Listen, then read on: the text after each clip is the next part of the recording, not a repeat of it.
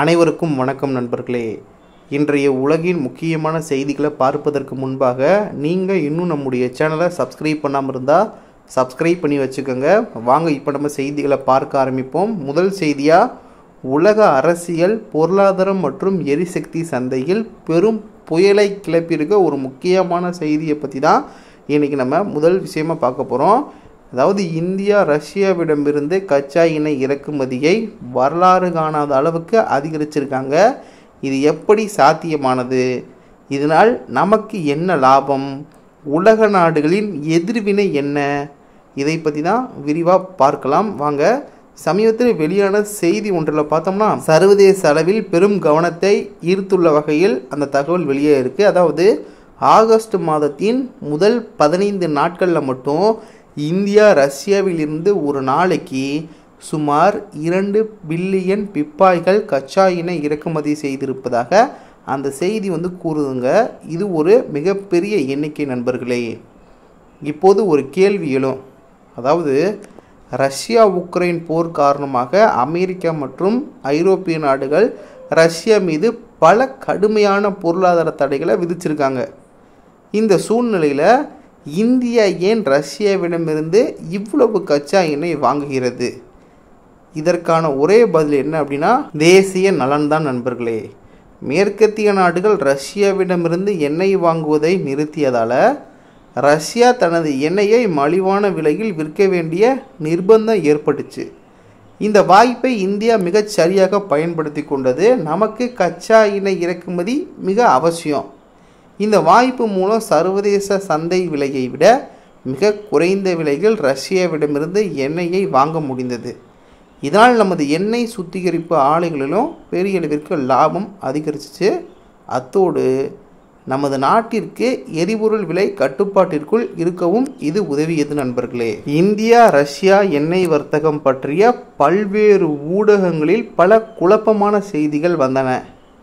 ஒரு சில ஊடகங்களில் மட்டும் இந்தியா கச்சா எண்ணெய் வாங்குவதை நிறுத்திவிட்டதாக கூறினாங்க.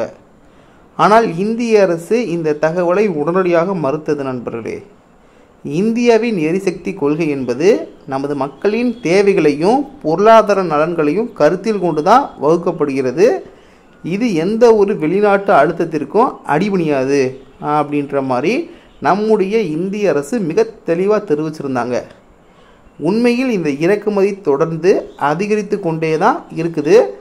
அதன்படி பார்த்தோம்னா பல்வேறு ஊடகங்களிலிருந்து பல தகவலும் வெளியாகிட்டு இருக்கு. சர்வதேச ஆய்வு நிறுவனங்கள் அறிக்கைகளும் இந்தியாவின் ரஷ்ய எண்ணெய் இறக்குமதி தொடர்ந்து அதிகரித்து வருவதை உறுதி செஞ்சுருக்காங்க. ஒருவேளை இறக்குமதி செய்யும் அளவு ஒரு நாளைக்கு 1.8 மில்லியன் பிப்பாய்களாக இருக்கலாம், அல்லது 2 மில்லியன் பிப்பாய்களாக இருக்கலாம். ஆனால் இறக்குமதி தொடர்ந்து உச்சத்தில் இருப்பது தான் இங்கு முக்கியமான விஷயம். மொத்தத்தில் இந்தியாவின் இந்த முடிவு புத்திசாலித்தனமான ஒரு பொருளாதார நகர்வு.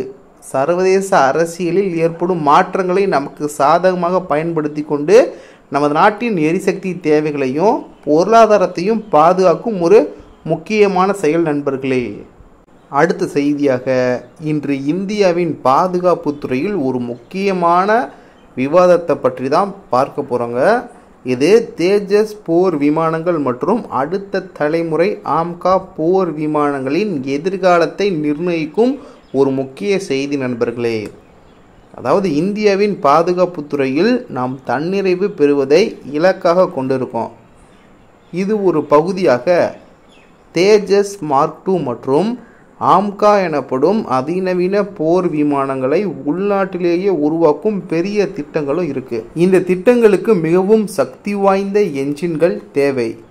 அமெரிக்காவின் புகழ்பெற்ற ஜெனரல் எலக்ட்ரிக் GE ஏரோஸ்பேஸ் நிறுவனம் தயாரிக்கும் F414 என்ஜினை வாங்க இந்தியா முடிவெடுத்தது. கடந்த ஆண்டு பாரத பிரதமர் திரு நரேந்திர மோடி அவர்களின் அமெரிக்க பயணத்தின் போது இந்த என்ஜின்களை இந்தியாவில் ஹால் நிறுவனத்துடன் இணைந்து கூட்டாக தயாரிக்க ஒரு ஒப்பந்தம் கையெழுத்தானது. இந்த ஒப்பந்தம் மிகவும் முக்கியமானது.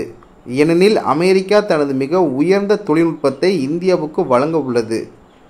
என்ன நடந்தது என்று பார்த்தால், அமெரிக்க அதிபர் டிரம்பின் ஆலோசகர்களின் ஒருவரான பீட்டர் நவரோ ஒரு வெளிநாட்டு செய்தி தளத்திற்கு அளித்த பேட்டியில் இந்தியா ரஷ்யாவுடன் வர்த்தக உறவுகளை வைத்திருப்பதால் F414 என்ஜின் ஒப்பந்தம் ரத்து செய்ய வேண்டும் என்று கருத்து தெரிவித்தார். இந்த கருத்து சர்வதேச அளவில் அதிர்ச்சியை ஏற்படுத்தியது. ஏனென்றால் இந்தியா இந்த என்ஜின்களை நம்பி தனது அடுத்த தலைமுறை போர் விமான திட்டங்களை வடிவமைத்துள்ளது. நண்பர்களே, இந்த செய்தி பரவியதும் இந்திய பாதுகாப்பு நிபுணர்கள் மத்தியில் ஒரு கேள்வி எழுந்தது. அமெரிக்கா அரசியல் காரணங்களுக்காக இந்த ஒப்பந்தத்தை ரத்து செய்தால் என்ன செய்வது? நமது போர் விமான திட்டங்களின் எதிர்காலம் என்னவாகும்? இப்படின்ற கேள்விகள் எழுந்தன.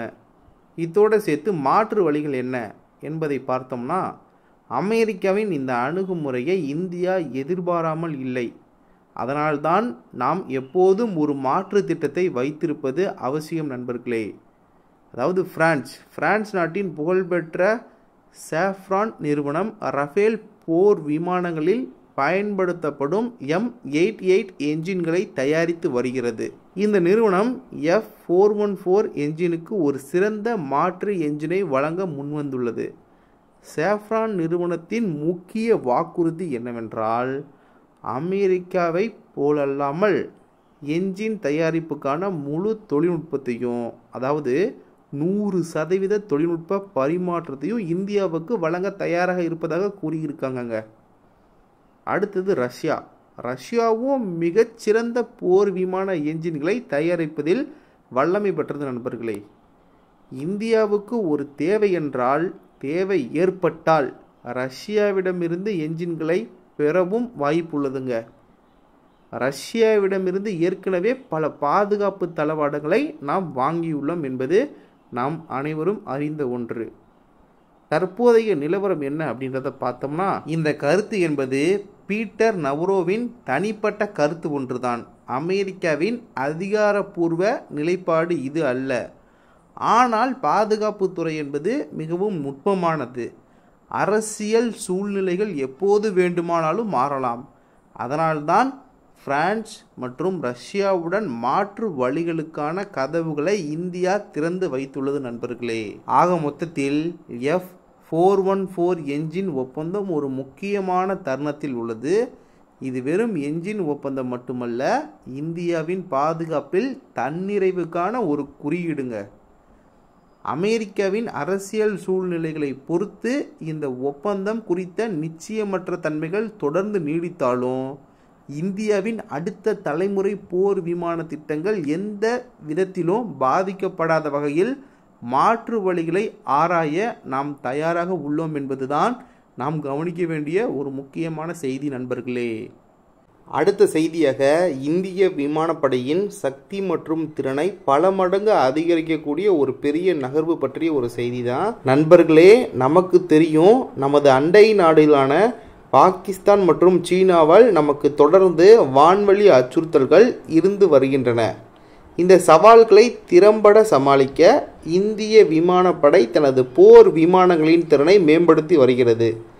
அதன் ஒரு பகுதியாக இந்திய விமானப்படை ரஷ்யாவின் R-37M ஏவுகணைகளை வாங்க திட்டமிட்டுள்ளது. நண்பர்களே, R-37M ஏவுகணை என்றால் என்ன அப்படின்றத பார்த்தோம்னா, இது ரஷ்யாவால் உருவாக்கப்பட்ட வான் டு வான், அதாவது ஏர் டு ஏர் தாக்குதலுக்கான ஒரு அதிநவீன ஏவுகணை. இந்த ஏவுகணை மிகவும் சிறப்பு வாய்ந்ததுங்க. ஏனெனில் இது 200 கிலோமீட்டருக்கும் அதிகமான தூரம் சென்று தாக்கும் திறன் கொண்டதுங்க. இதன் மூலம் நமது போர் விமானங்கள் எதிரி விமானங்களின் தாக்குதல் எல்லைக்குள் நுழையாமலேயே அவற்றை நடுவானில் சுட்டு வீழ்த்த முடியும். ஏன் இந்த ஏவுகணை நமக்கு அவசியம் அப்படின்னு பார்த்தோம்னா, தற்போது நமது விமானப்படை பயன்படுத்தும் ஏவுகணைகளை விட இந்த R-37M ஏவுகணைகள் அதிக தூரம் சென்று தாக்கும் ஆற்றல் கொண்டவை. இது பாகிஸ்தான் மற்றும் சீன விமானப்படைக்கு எதிராக நமக்கு ஒரு பெரிய பலமாக இருக்கும்.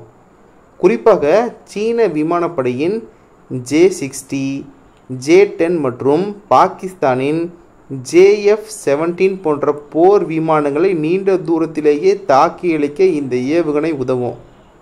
இதன் மூலம் எந்த சூழ்நிலையிலும் நமக்கு வான்வெளியில் ஒரு தெளிவான ஆதிக்கம் கிடைக்கும். இந்தியாவின் சுகோய் Su-30 MKI விமானங்களுக்கு இது எப்படி பொருந்தும் அப்படின்னு பார்த்தோம்னா, இந்த R-37M ஏவுகணை ரஷ்யாவின் Su-57 மற்றும் Su-35 போன்ற அதிநவீன போர் விமானங்களில் பயன்படுத்தப்படுகிறதுங்க. நமது விமானப்படையில் உள்ள சுகோய் Su-30 MKI போர் விமானங்களும் ரஷ்ய தயாரிப்பு என்பதால் இந்த ஏவுகணைகளை அந்த விமானங்களில் எளிதாக பயன்படுத்த முடியும். இது நமது சுகோய் விமானங்களின் போர் திறனை அடுத்த கட்டத்திற்கு கொண்டு செல்லும் நண்பர்களே. தற்போதைய நிலை என்ன அப்படின்னா, இந்த R-37M ஏவுகணையை வாங்குவது குறித்து இந்திய விமானப்படை ரஷ்யாவுடன் பேச்சுவார்த்தை நடத்தி வருகிறதுங்க. இந்த பேச்சுவார்த்தைகள் ஒரு நல்ல முடிவை எட்டும் என்று எதிர்பார்க்கப்படுகிறதுங்க. இந்த ஒப்பந்தம் உறுதி செய்யப்பட்டால் இந்திய விமானப்படையின் போர் தந்திரங்களில் இது ஒரு பெரிய மாற்றத்தை உருவாக்கும் நண்பர்களே.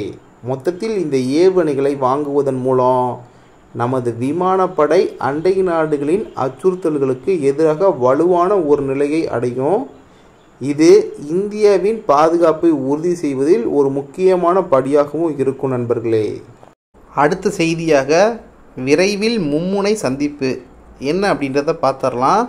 அதாவது அமெரிக்க அதிபர் டொனால்டு ட்ரம்ப் திங்கட்கிழமை உக்ரைன் அதிபர் ஜெலன்ஸ்கி மற்றும் ரஷ்ய அதிபர் விளாடிமிர் புதின் ஆகியோர் இடையேயான அமைதி பேச்சுவார்த்தைக்கான கூட்டத்தை ஏற்பாடு செய்ய தொடங்கியுள்ளதாக அறிவிச்சிருக்காரு. இந்த அறிவிப்பு உக்ரைன் போரை முடிவுக்கு கொண்டு வரும் ஒரு முக்கியமான படியாக கருதப்படுகிறது நண்பர்களே.